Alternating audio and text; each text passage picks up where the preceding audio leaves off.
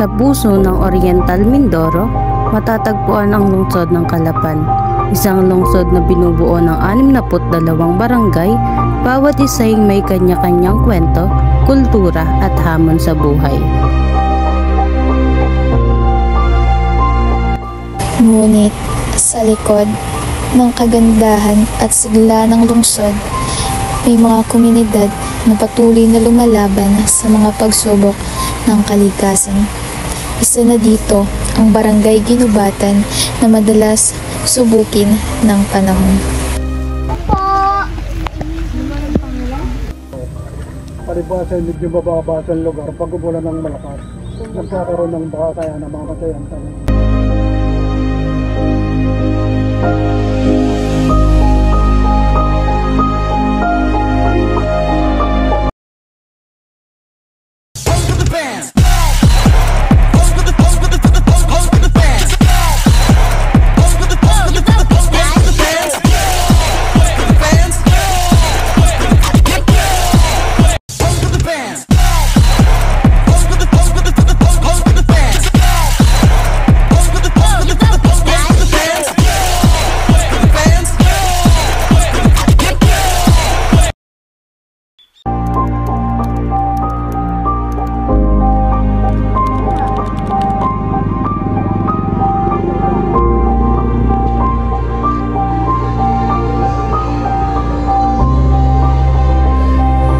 Habang bumubuhos ang ulan, tila isa-isang nilalamon ng tubig ang mga palayan sa Barangay Ginubatan.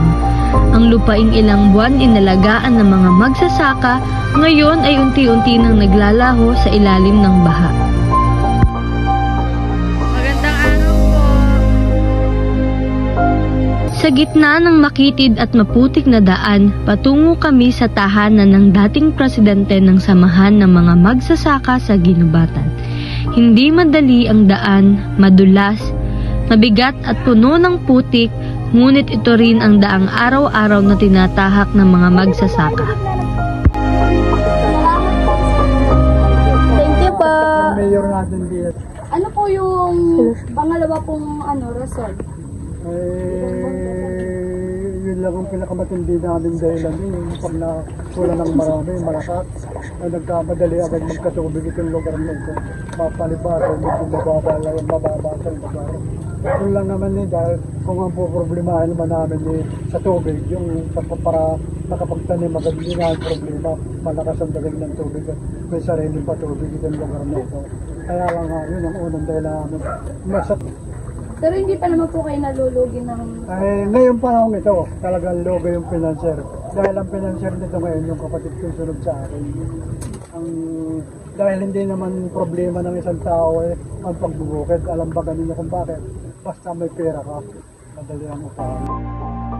Habang patuloy namin sinusundan ang bahay sa Ginubatan, nakilala namin ng isa pang magsasaka at nag-aalaga rin ng manok para sa kanya. Ang buhay ay hindi madaling daanan. Sa bawat patak ng ulan at bawat baha ay naidumadaloy sa kanilang lupain, nararamdaman nila ang bigat ng kabuhayan, hindi lang saan, kundi pati na rin sa pang-araw-araw nilang pangangailangan ng kanyang pamilya. Pagdating sa gumanda ang panahon, biyang ka, ay panahon siya.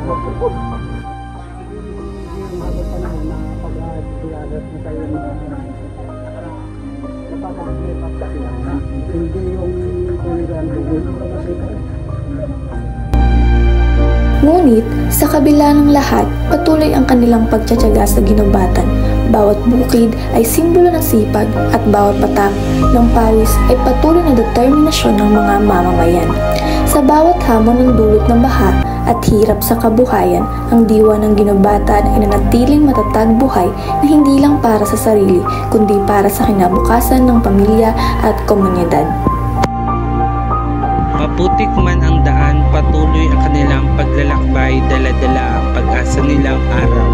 Hindi na baha ang magtatakda ng kanilang kinabukasan. Sa puso ng Barangay Ginubatan, ang tunay na yaman ay hindi lang ang palay, kundi ang mga taong patuloy na lumalaban anumang unos ang dumating.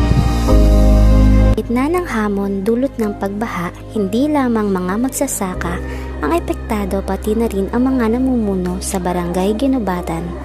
patuloy na naghahanap ng paraan upang maibsan ang epekto nito sa kanilang nasasakupan. Isa sa mga kinapanayam ng aming grupo ay si Konsehal na matagal nang nakasaksi sa paulit-ulit na pagbaha sa kanilang barangay. Paano naman po kaya yung panghanap buhay po ng mga magsasaka po? Yung mga magsasaka na gamit na rin yan ng mga magtanim na nagtitipon.